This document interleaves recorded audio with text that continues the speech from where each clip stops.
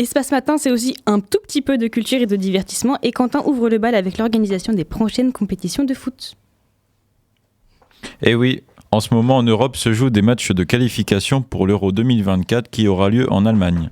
Et bien justement, j'en profite car ces dernières semaines, des annonces concernant les prochaines compétitions ont été faites. Tout d'abord, les pays organisateurs des prochaines Euros ont été attribués par l'UEFA pour 2028 et 2032. Désormais, il faudra s'habituer aux organisations conjointes qui avaient été initiées par l'UEFA pour l'Euro 2000 en Belgique et aux Pays-Bas. En 2028, il s'agira de 5 nations, l'Angleterre, les Pays de Galles, l'Irlande du Nord et l'Écosse. En revanche, la qualification d'office en tant que pays hôte des membres du Royaume-Uni et de l'Irlande n'est pas garantie. Chaque sélection devra peut-être jouer les matchs de qualification pour participer. Puis, en 2032, l'Euro se déroulera en Italie et en Turquie. Avant de continuer, je vous préviens, ma chronique n'est pas humoristique, quoique si vous aimez voyager en avion et consommer du kérosène. Tandis que pour la Coupe du Monde, la prochaine en 2026 aura lieu aux États-Unis, au Canada et au Mexique, avec 48 pays participants contre 32 en 2022, ou encore seulement 13 lors de la première édition en 1930. Jusqu'à début octobre dernier, la FIFA avait 2 principales candidatures qui s'opposaient pour la Coupe du Monde 2030.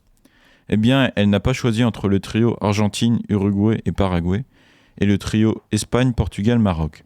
Les 3 matchs d'ouverture auront lieu en Amérique du Sud pour célébrer les 100 ans de la Coupe du Monde qui avait eu lieu en Uruguay et qui avait été remporté par ce même pays.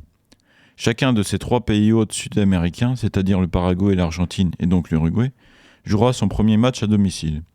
Mais après cet hommage à la Coupe du Monde 1930, direction la péninsule ibérique et le Maroc pour le reste de la compétition. Il y a donc logiquement déjà 6 pays qualifiés car il y a 6 pays hôtes. À un moment, le cas de l'Ukraine comme pays hôte a été évoqué, mais la situation politique a été jugée trop compliquée pour l'accueil de la compétition. Vous trouvez que les voyages sont longs pour la Coupe du Monde 2030 ? Ne vous inquiétez pas. La Coupe du Monde 2034 se fera dans un seul pays. Après le Qatar, il y a presque un an jour pour jour. Voici en 2034 l'Arabie Saoudite. Ça vous pose un problème au niveau des droits sociaux ? Eh bien apparemment pas la FIFA. Tous les 4 ans, la Coupe du Monde doit changer de continent alors que comme l'Afrique, l'Amérique du Nord et l'Amérique du Sud sont concernés par l'édition 2030, la FIFA voulait que ce soit en Asie ou Océanie. Initialement, l'Australie s'était présentée avec l'Indonésie, mais cette dernière a choisi de se retirer et donc l'Australie aussi. Il ne restait plus alors que l'Arabie Saoudite.